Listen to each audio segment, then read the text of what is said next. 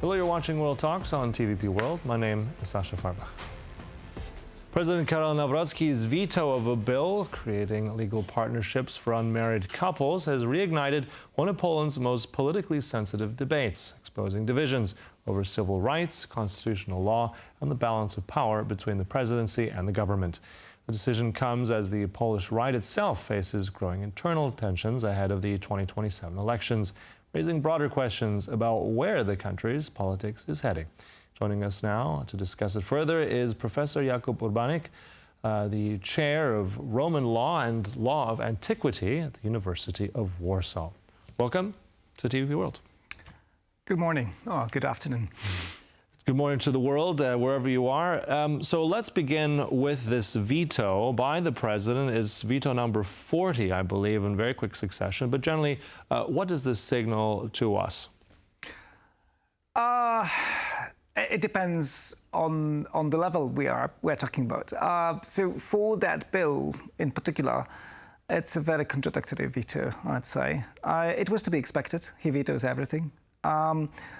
But then in his reasons for the veto, he contradicts himself, I dare say, because one of the points he makes is that that bill would have created an institution that would be a sort of a light version of marriage, and we cannot have it since it would be marriage without obligations.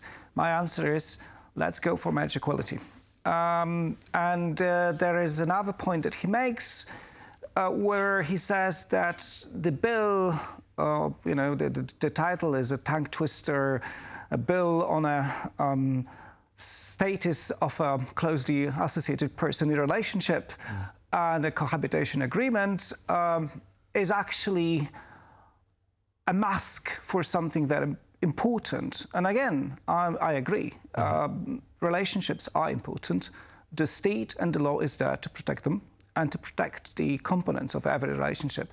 So if the reasons of the president to veto that bill are so contradictory, I'd invite him to go further and present his own bill on that, as he promised in the electoral campaign, actually. And also, the president has, quoting here, saying that he believed that this would introduce civil partnerships through the back door. So, I mean, legally speaking, I mean, is that true? Does that argument hold up? I mean, it didn't include adoption rights, for instance. So, what do you think of this?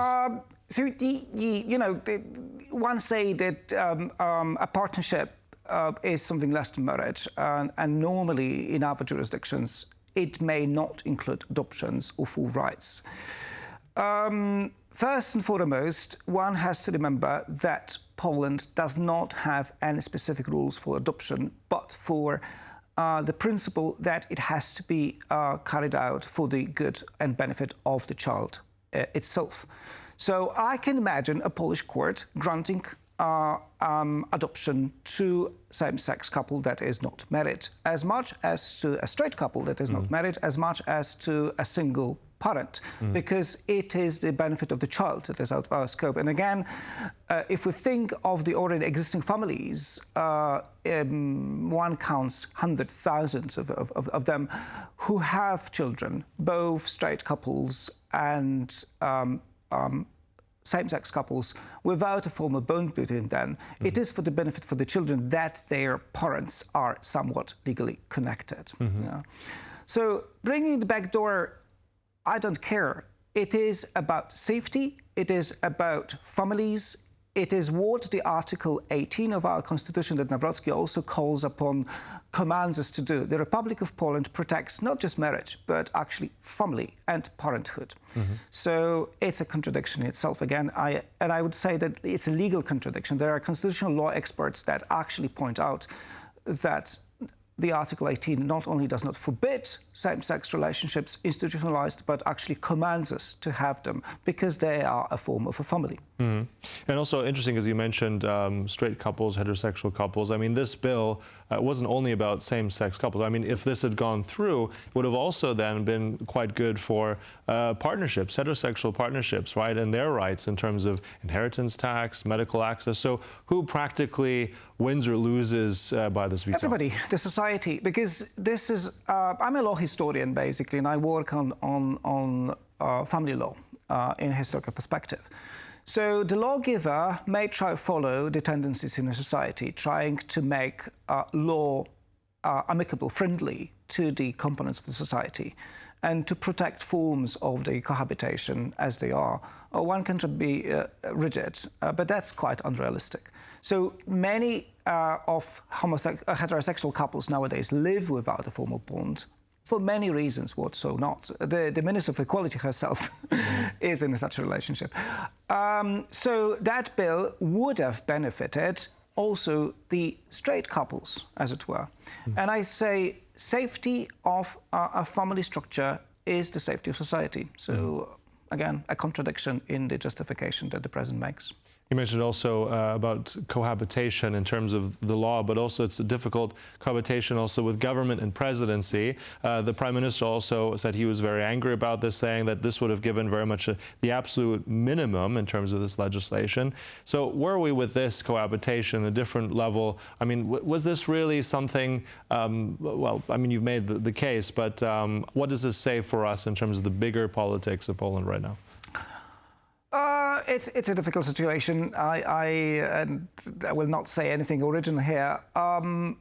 The constitution that is almost 30 years old nowadays, and I saw it being written, I saw it being created, I saw a certain type of consensus in a difficult situation, because if you remember 95, 96, it was still Wałęsa's presidency with kind of doing the same thing as Nawrocki is doing right now, expanding his prerogatives under the so-called Little Constitution. So the Constitution was written to somehow hold that but it was based on an assumption that the political powers within state could collaborate. Sadly, this is not the case. And I deplore the situation. It's sad that the main powers, be it from the right, be it from the left, cannot sit at a table and work out a consensus.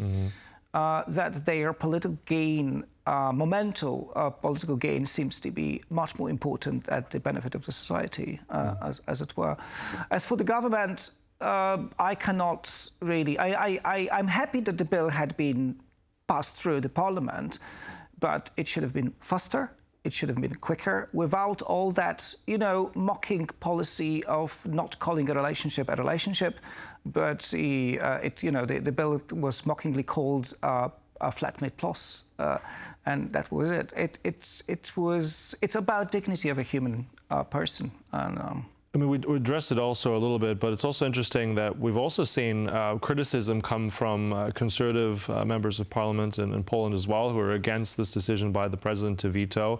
Also, if we go and look at 40 vetoes now in the last year, and I want to touch a little bit on it. I mean, at what point also do you have when something becomes a check on government power and an obstruction? I mean, are we in one way or the other here? Difficult to say. Again, the presidency in Poland was thought as a check and balance to the government, but it's part of the executive in the sense that it should intervene when there are big troubles with the constitutional policies. The constitution gives the primary role to government to govern the country, and of course the president may veto whatever he wants or they want. They do not have to reason that any further, but saying that they do it because they are the guardian of the Constitution is, I think, rather specious than true in that sense. It's at the same time, he vetoed the laws on restoration of rule of law, independence of judiciary, so he has to decide. Is he the guardian just of the article, as he reads it, of the Article 18, or the Constitution as a whole? Why has he not sworn in the Justice of the Constitutional Court? He is commanded to do so by the Constitution to a certain extent.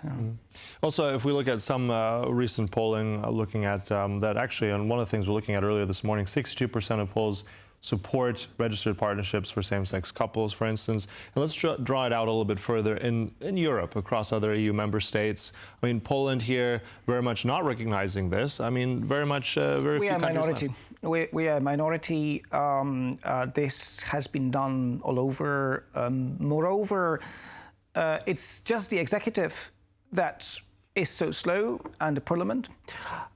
Parliament pushed the bill eventually. But if you see at the decisions of the courts, if you look at them, especially regarding the transcription of the foreign contract marriages, you see that those to whom we in a democracy entrust the interpretation of the laws, the judges, have decided otherwise. They see stabilization of cohabitation between partners of either sex or the same sex as something important and legal within our constitutional system. So, if you are sick, you go to a doctor.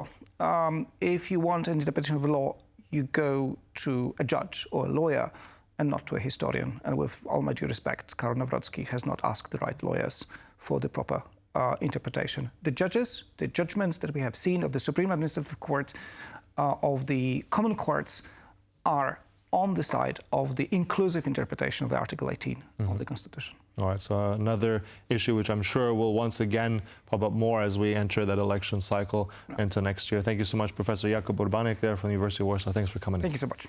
And thank you for watching World Talks, but stay right here on TVP World for more news and commentary. Goodbye.